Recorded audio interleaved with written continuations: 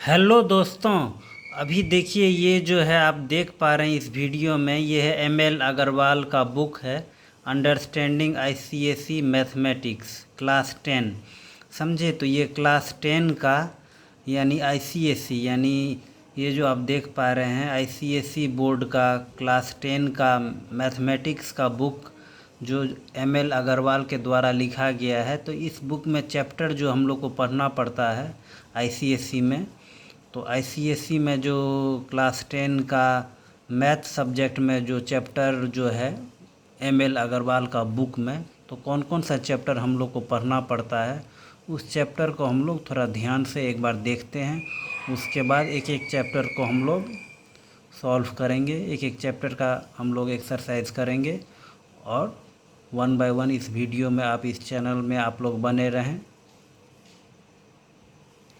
तो दोस्तों जैसे कि आप देख पा रहे हैं अंडरस्टैंडिंग आईसीएसई मैथमेटिक्स क्लास 10 समझे by ML Agarwal, by ML Agarwal के द्वारा ये जो है बुक लिखा गया है।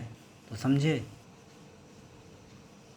अब दोस्तों मैं आ गया हूँ यहाँ पे कंटेंट्स में। समझे? तो यहाँ पे जो कंटेंट्स दिया हुआ है, समझे, यहाँ का कंटेंट्स देखिए। पहले चैप्टर जो है सिलेबस क्या क्या है। पहला टॉपिक है कॉमर्शियल मैथमेटिक्स। समझे? ये जो टॉपिक है कॉमर्शियल मैथमेटिक्स में कौन कौन सा चैप्टर है। पहला चैप्टर है गुड्स एंड, तो दोस्तों पहला चैप्टर जो है इसमें है गुड्स एंड सर्विसेज टैक्स यानी जीएसटी। उसके बाद है बैंकिंग। समझे? तो ये चैप्टर एक शेयर्स एंड डिविडेंड्स भी है।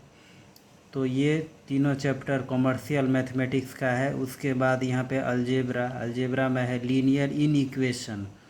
उसके बाद चैप्टर 5 है quadratic equation in one variable. उसके बाद है फैक्टराइजेशन। उसके बाद रेशियो प्रोपोर्शन।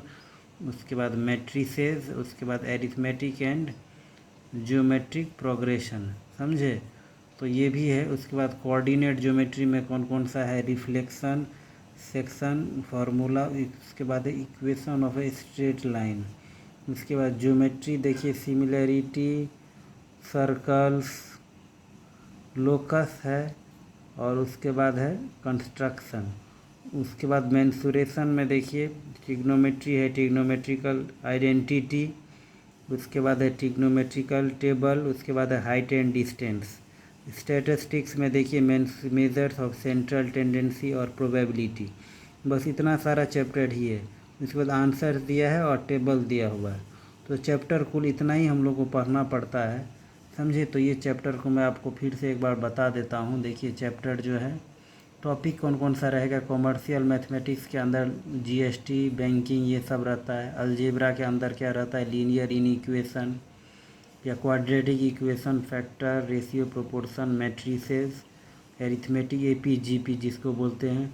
उसके बाद है कोऑर्डिनेट ज्योमेट्री। उसके बाद ज्योमेट्री। उसके बाद मेंसुरेशन। उसके बाद ट्रिग्नोमेट्री। उसके बाद स्टैटिस्टिक्स। उसके बाद प्रोबेबिलिटी। समझे? इसी तरीक़ा से सब डिवीज़न किया हुआ है। उसके बाद आंसर दिया है और उसके बाद टेबल दिया हुआ है। समझे? तो यही था आज का वीडियो। तो आप लोग जो है इस वीडियो को अच्छा से देखिएगा और चैप्टर वाइज समझने का कोशिश करिएगा कि आगे हम लोग को कौन कौन सा चैप्टर पढ़ना पड़ेगा। तो पहले तो टॉपिक आप लोग को देखना होगा कि कॉमर्शियल मैथमेटिक्स में क्या क्या है। उसके बाद अलजेब्रा में कितना चैप्टर है, कोऑर्डिनेट ज्योमेट्री, उसके बाद ज्योमेट्री, उसके बाद मेंसुरेशन, उसके बाद ट्रिग्नोमेट्री, उसके बाद स्टैटिस्टिक्स, उसके बाद प्रोबेबिलिटी। तो यही कुल चैप्टर है आईसीएसई का क्लास 10 का मैथमेटिक्स में। Okay, so thanks for watching the video. We will meet in the next video soon.